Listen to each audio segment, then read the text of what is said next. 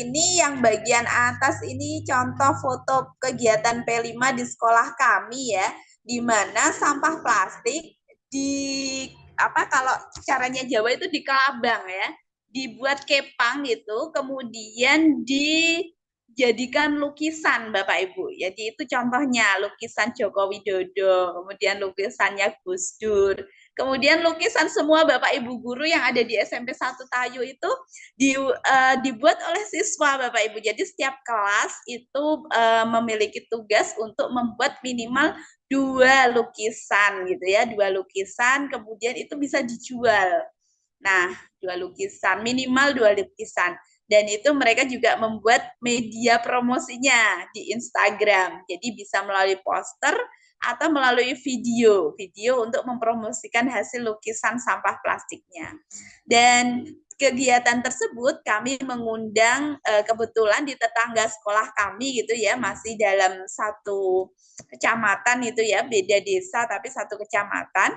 Itu ada Mas Jafar, itu dia memang seniman gitu. Jadi kami undang untuk berbagi gitu ya, berbagi caranya membuat lukisan sampah plastik bagaimana gitu. Jadi berbagi, siswa-siswi kami kumpulkan di indoor, kemudian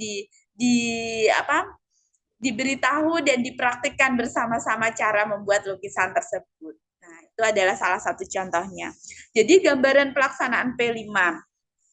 Yang pertama, dirancang untuk menguatkan upaya pencapaian kompetensi dan karakter sesuai dengan profil pelajar Pancasila. Jadi, program-program tersebut, proyek tersebut, kita rancang tujuannya adalah agar siswa lebih kompeten. Jadi, misalnya saya memberikan di proyek P5 itu siswa membuat media promosi dari video CapCut. Jadi mereka bisa editing video, syuting video, kan akhirnya kompetensi tersebut tumbuh gitu. Kemudian membuat poster untuk menarik pembeli ya, itu juga mereka juga ada kompetensi tersebut gitu, kompetensi untuk membuat media promosi misalnya. Kemudian kompetensi untuk membuat produk yang bernilai jual. Nah, selain kompetensi adalah karakter Bapak Ibu. Jadi karakter mereka mengerjakan itu kan berkelompok. Nah, akhirnya kolaborasi atau gotong royong dapat terwujud. Kemudian untuk membuat lukisan ini perlu kreativitas dan nalar Bapak Ibu, karena sebelum membuat lukisan plastik mereka kan tentunya ini ya membuat sketsanya dulu. Nah, sketsanya itu mau di-print digambar dengan tangan dan sebagainya. Kemudian cara pembuatannya supaya bisa mirip, bagus, rapi, bagaimana caranya. Nah, itu kan juga mereka harus berkolaborasi atau gotong royong. Mereka harus kreatif, mereka harus bernalar kritis. Pada gambar yang kedua itu adalah proyek P5 kami ya, yaitu Bulumu Pesonaku. Di situ karena di sekolah kami itu banyak tempat pemotongan unggas ya, jadi ada banyak bulu-bulu yang tidak digunakan. Nah, anak-anak mewarnai bulu-bulu tersebut sehingga menjadi aksesoris untuk tampil tari gitu ya, tari untuk proyek P5. Jadi yang bagian bawah itu adalah proyek P5 Bulumu Pesonaku. Jadi mereka membuat aksesoris atau pakaian tari gitu, kostum tari. Bagi yang siswa lainnya membuat gerakan tarinya. Jadi berkelompok. Jadi setiap kelas ini dibagi. Ada yang bagian membuat kostumnya, ada yang menciptakan tariannya gitu. Jadi ada banyak macam-macam. Ada tari angsa putih, tari cendrawasih, tari tari nelayan, tari tapi mereka menggunakan kostum bulu tadi. Dan itu mereka buat sendiri. Dan pelaksanaan P5 ya, jadi yang kedua ya, pelaksanaannya ini dilakukan secara fleksibel dari segi muatan, kegiatan, dan waktu pelaksanaan. Peserta didik bekerja dalam periode waktu yang telah dijadwalkan untuk menghasilkan produk dan atau aksi.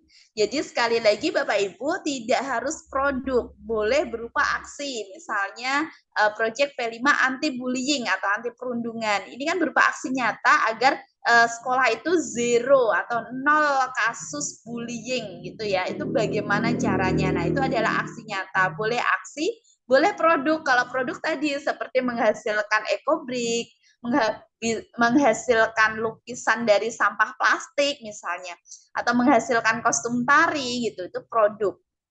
Nah, kalau aksi nyata itu contohnya adalah Suara Demokrasi, menghasilkan program-program OSIS yang bertujuan untuk meningkatkan prestasi, kepekaan, kepedulian sosial dari murid-murid, misalnya seperti itu.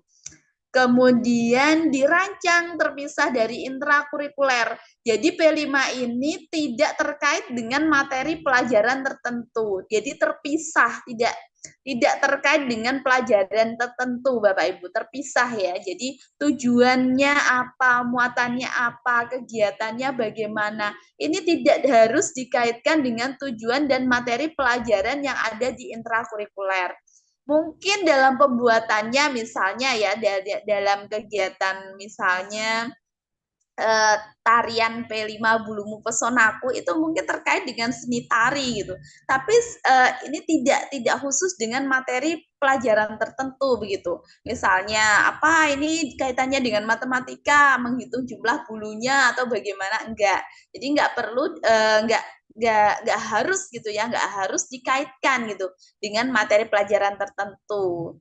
Nah, selanjutnya satuan pendidikan dapat melibatkan masyarakat dan atau dunia kerja untuk merancang dan menyelenggarakan proyek penguatan profil pelajar Pancasila.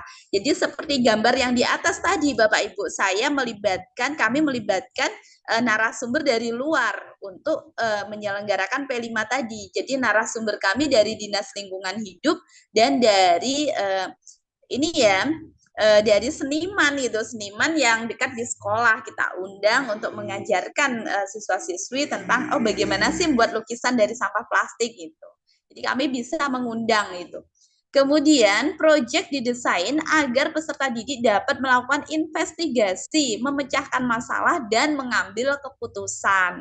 Seperti tadi ya, banyak generasi muda yang tidak suka dengan tari tradisional misalnya, itu kan masalah.